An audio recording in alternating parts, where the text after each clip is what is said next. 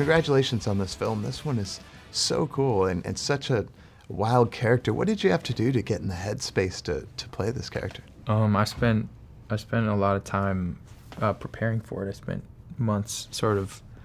But Dan Gilroy and I talked early on about how the character was like a coyote, you know? Like in Southern California, there are so many sort of wild animals that come down into the city at night, you know, searching for food and scavenging and stuff. And we thought of him as a coyote from the very beginning. And so I decided I was going to try and sort of make myself look like that. But more than anything, also the dialogue was just so incredibly written. On the page, it was amazing, and it became kind of my Bible. And I just followed that like the word, you know. Although we're in a different kind of media, did it make you look at media a little bit different? I think what the script made me think of, and now the movie makes me think of, is how we all kind of participate in creating characters like Lou, because, you know, obviously there's someone like Lou who has to gather this footage, you know, and he has to go to crime scenes and action scenes and gather the sort of most horrendous footage. But at the same time, he is enabled by Rene Russo's character, who's at the station, who's editing the footage, and then she's enabled by the guys who own it, and then they are enabled by us.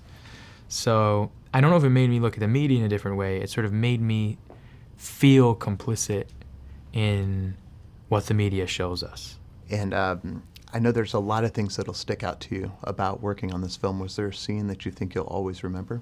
I love the scene in the Mexican restaurant with Rene Russo. Like, I think the dialogue, I think the exchange between the characters, I think all the things that happen in that scene it's one of my favorite scenes I've ever done to just act in, and I love it so much to watch. It's just kind of unnerving and hilarious at the same time.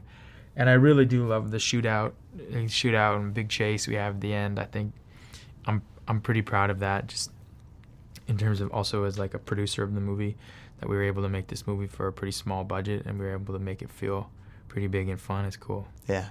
Now, we always ask people their Hail Mary moment, the moment they had to go for it in their career and it worked out for them. What do you suppose that was for you?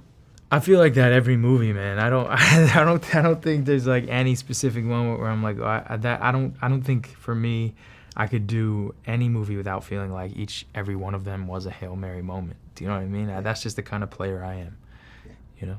And what do you think of all the Oscar buzz so far for this? Because you've been through this before. How does that make you feel? To me, my favorite time in any movie is not only the playing of it, but in the preparation of it. When you're kind of alone with all the millions of ideas, you're still sorting through them. They're all sort of on that figurative desk, and you're kind of going, what about this? What about that? And that's the time I'm most excited, when it's sort of still weirdly mine and it's being created and it hasn't yet fully formed.